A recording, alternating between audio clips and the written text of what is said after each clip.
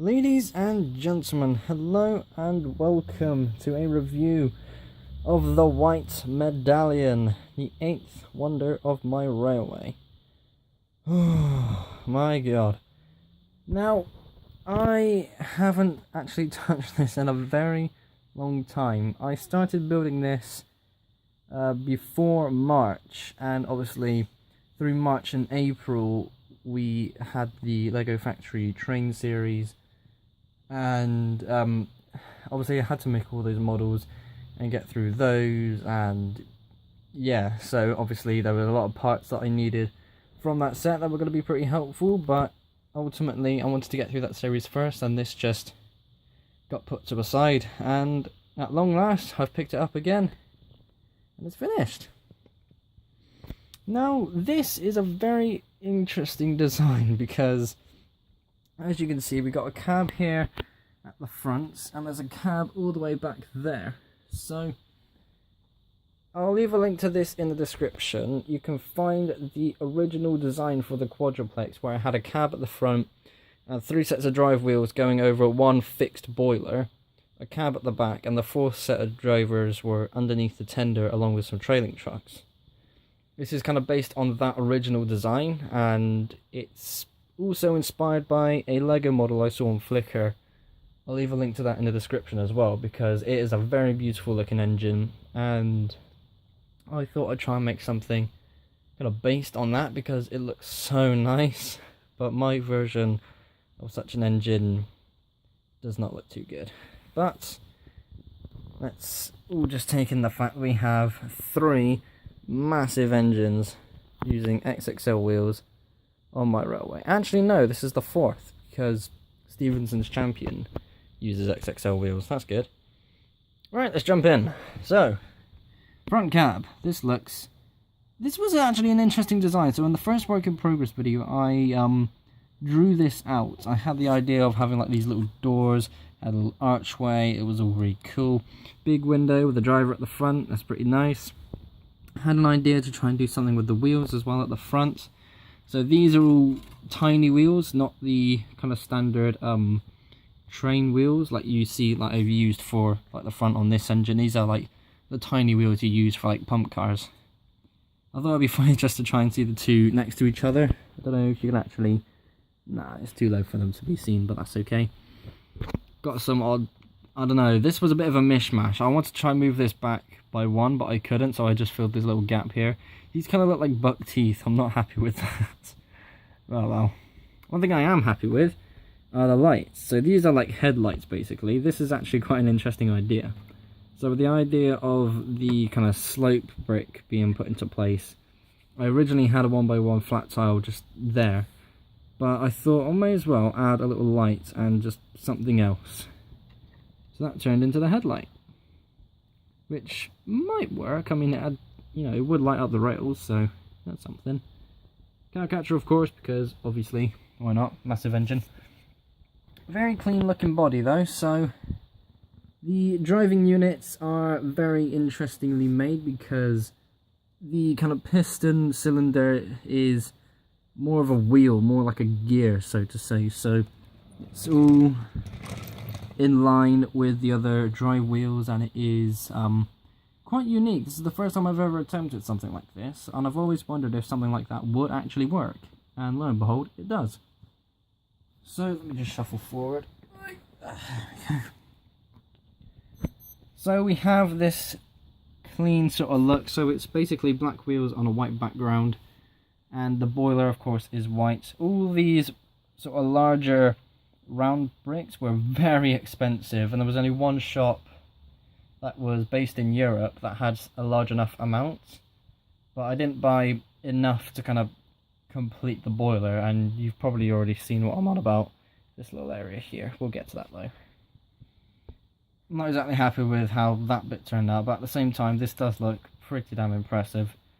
We've got a nice clean looking, so again it was supposed to be like a black base with just white details. We have some silver things going on as well. So we've got whistles there, so those are actually the whistles. I didn't try too hard when it came to the whistles because I wasn't actually sure what I was going to put, like where I was going to put them, what I was going to do for them. As well as the funnels, which are these things. So this is the kind of funnel design I used for my Advent Calendar Lego train, which you absolutely should check out. It's an interesting idea, but it's like just one of these 2x2 round bricks with a wheel. That's a train wheel, just upside down and placed on top. Looks really good. It really does. So I've got that. Oh shit. I'll just grab that. There we go. I'm not exactly sure where to place these though. That's the annoying thing. I'm placing them like in the middle of said driving unit. So you got one there for that one. There's one in the middle there for that one. Obviously one in the middle there for that one. But I don't know if it would be better if these are just like at one end. Like this was also kind of inspired by the cab forward, the Southern Pacific cab forward, where the cab was obviously there, the front of the boiler was there, and that was your tender. It was either 4882, I think, was the wheel configuration. An interesting idea. So maybe I might change it might do so now. Just have the funnels there, maybe. Yeah, it could work.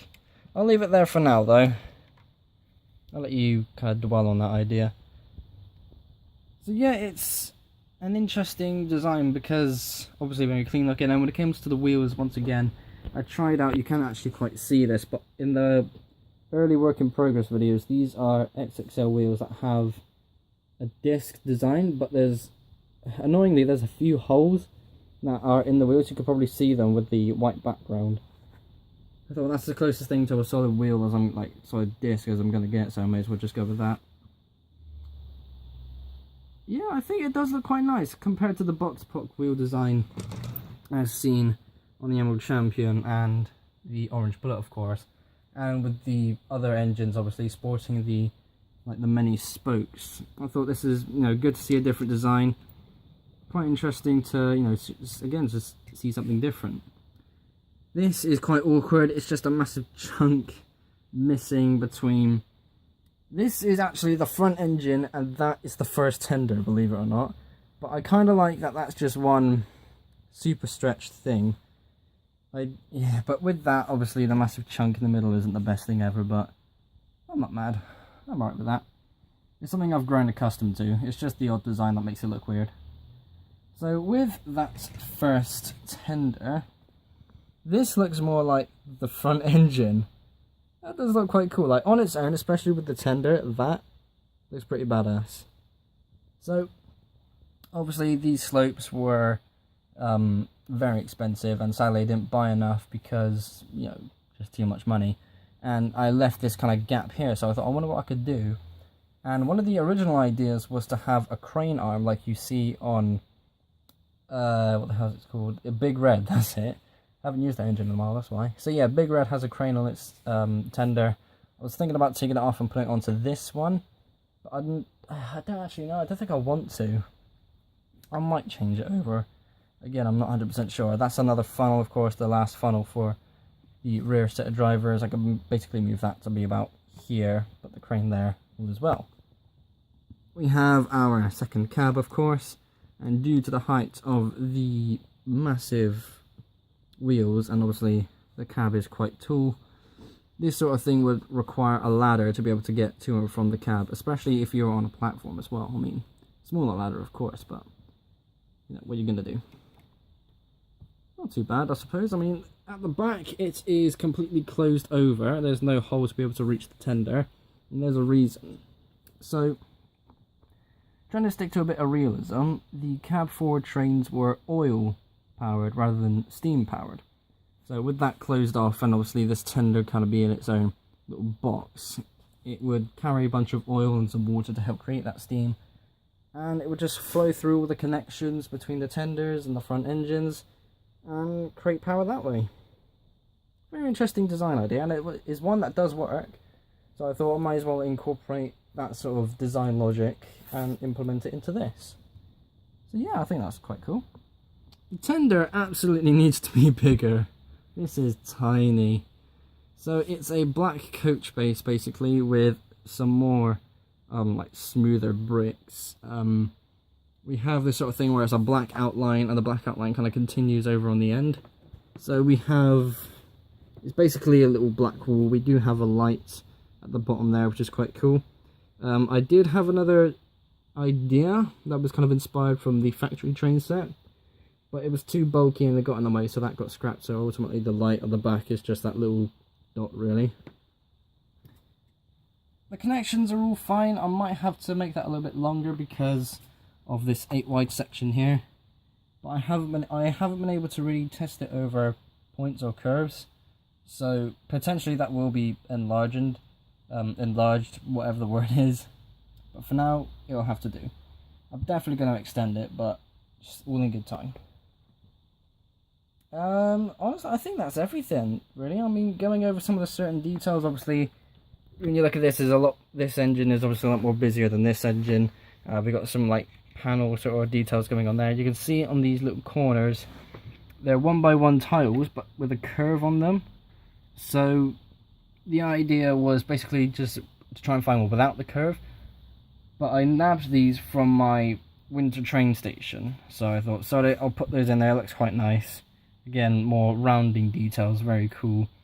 And that just stuck, really. It does look good. Yeah, look at that. Let me try that again. It does look quite good. There we are. Obviously, second whistles. Powered by the second cab. That's cool. I might actually nick the crane because that just looks a bit boring. Yeah, boring, but a bit daft. You can tell this review is awful because it's been a long time since I've actually done one of these. All of the factory train models were kind of planned and I kind of knew what was going to be happening with them, so this is a bit awkward. But I think I've covered everything that you need to see. I mean, that's pretty much everything. I don't need to say any more, I don't need to drag this out, so let's end it here. Thank you all ever so much for watching. Be sure to like and subscribe if you haven't already. I will see you all in the next episode. Bye bye.